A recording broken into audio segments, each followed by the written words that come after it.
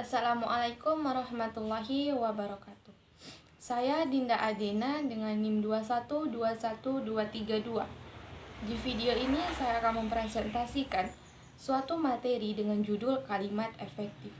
Sebelumnya, apa itu kalimat? Kalimat adalah satuan bahasa terkecil dalam wujud lisan ataupun tulisan yang mengungkapkan buah pikiran, perasaan, ataupun hasrat secara utuh. Nah, kalimat efektif adalah kalimat yang dapat mewakili pikiran penulis atau pembicara sehingga pendengar ataupun pembaca dapat memahami pikiran tersebut dengan mudah, jelas, dan tepat. Kalimat efektif memiliki beberapa unsur. Sebelumnya, pengertian unsur kalimat efektif. Unsur kalimat efektif adalah fungsi sintaksis yang dalam buku-buku tata bahasa Indonesia lama lazim disebut jabatan kata dan kini disebut peran kata dalam kalimat. Unsur kalimat efektif yaitu yang pertama subjek, yang kedua predikat, yang ketiga objek, yang keempat pelengkap, dan yang kelima keterangan. Kalimat bahasa Indonesia baku sekurang-kurangnya terdiri atas dua unsur, yakni subjek dan predikat. Unsur yang lain, objek, pelengkap, dan keterangan dalam suatu kalimat dapat wajib hadir, tidak wajib hadir, ataupun wajib tidak hadir. Apa itu pengertian subjek, predikat, objek, keterangan, dan pelengkap? Yang pertama, subjek.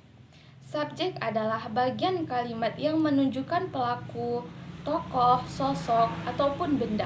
Dengan contoh, ayahku sedang menulis. Yang menunjukkan subjek adalah kata ayahku. Yang kedua, predikat. Predikat adalah bagian kalimat yang memberitahukan melakukan ataupun yang memberitahukan sebuah tindakan apa ataupun bagaimana dalam keadaan subjek tersebut. Contohnya, ibu sedang tidur siang. Yang menunjukkan sebuah predikat adalah sedang tidur siang. Dan yang ketiga, objek. Objek adalah bagian kalimat yang melengkapi predikat. Contohnya, arsitek merancang. Dan yang keempat, pelengkap. Pelengkap adalah bagian kalimat yang melengkapi predikat. Contohnya, Ketua MPR membacakan Pancasila. Yang melakukan predikat adalah membacakan. Dan yang kelima, keterangan.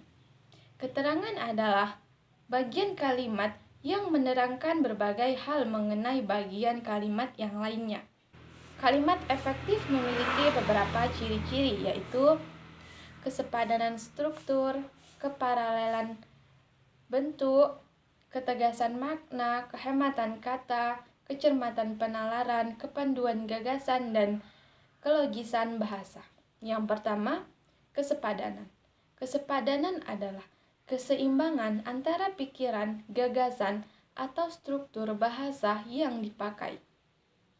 Kesepadanan kalimat memiliki beberapa ciri, yaitu yang pertama, kalimat itu mempunyai subjek dan predikat yang jelas. Tidak terdapat subjek yang ganda. Yang ketiga, kata penghubung intra kalimat dan antar kalimat. Yang keempat, predikat kalimat tidak didahului oleh kata yang. Selanjutnya, keparalelan. Keparalelan adalah kesamaan bentuk kata yang digunakan dalam kalimat, terdapat unsur-unsur yang sama derajatnya.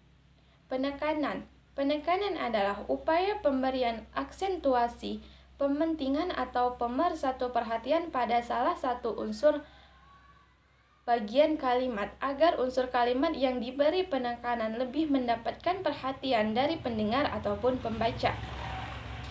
Kemudian kehematan. Kehematan dalam kalimat efektif merupakan kehematan dalam pemakaian kata, frasa, atau bentuk lain yang dianggap tidak perlu. Selanjutnya, kevariasian. Kevariasian adalah aneka ragam bentuk-bentuk kalimat yang dapat menarik perhatian pembaca terhadap tulisan. Ciri kevariasian akan diperoleh jika kalimat yang satu dibandingkan dengan kalimat yang lain. Kevariasian kalimat terdiri atas yaitu variasi dalam pembuka kalimat, variasi dalam pola kalimat, dan variasi dalam jenis kalimat, serta variasi bentuk aktif dan pasif. Yang terakhir, kepaduan. Kepaduan adalah pernyataan dalam kalimat sehingga informasi yang disampaikan tidak terpecah-pecah. Selanjutnya, ketidakefektifan kalimat dapat disebabkan oleh beberapa hal, yaitu yang pertama, kontaminasi atau keracunan. Kontaminasi adalah gejala bahasa yang rancu atau bahasa yang kacau. Dan pleonasme. Pleonasme adalah pemakaian kata yang berlebihan. Penggunaan unsur pleonasme karena ketidakpaduan pemakaian bahasa itu sendiri, serta ambiguitas atau keambiguan. Kalimat yang memenuhi ketentuan tata bahasa tetapi masih menimbulkan tafsir yang ganda. Selanjutnya, ketidakjelasan unsur inti kalimat. Unsur kalimat harus memiliki dua hal, yaitu subjek dan predikat. Selanjutnya, kemubaziran preposisi ataupun kata. Penggunaan preposisi sering mengakibatkan ketidakefektifan kalimat, kata yang ketidakhadirannya tidak diperlukan. Selanjutnya, kesalahan nalar. Nalar adalah aktivitas yang memungkinkan seseorang berpikir dengan logis, masuk akal, dan dapat diterima oleh orang lain. Kemudian, ketidaktepatan bentuk kata. Ketidaktepatan bentuk kata mengakibatkan salah pembuatan arti atau bunyi bahasa yang berbeda, menyimpang dari kaidah tata bahasa Indonesia.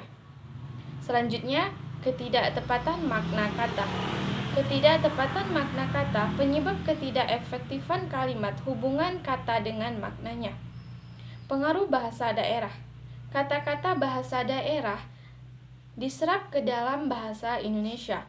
Hal ini tidak masalah, melainkan bahasa daerah yang tidak diterima dengan bahasa Indonesia, sehingga informasi yang disampaikan menjadi tidak efektif. Selanjutnya, pengaruh bahasa asing.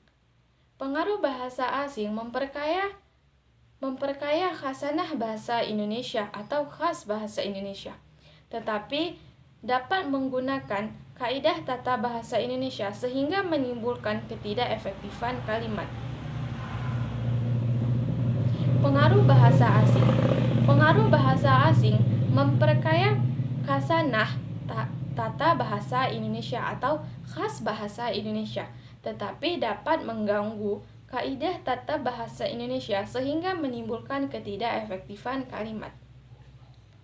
Itu saja yang dapat saya sampaikan. Jika ada kesalahan ataupun kekurangan, saya mohon maaf. Saya akhiri. Wassalamualaikum warahmatullahi wabarakatuh.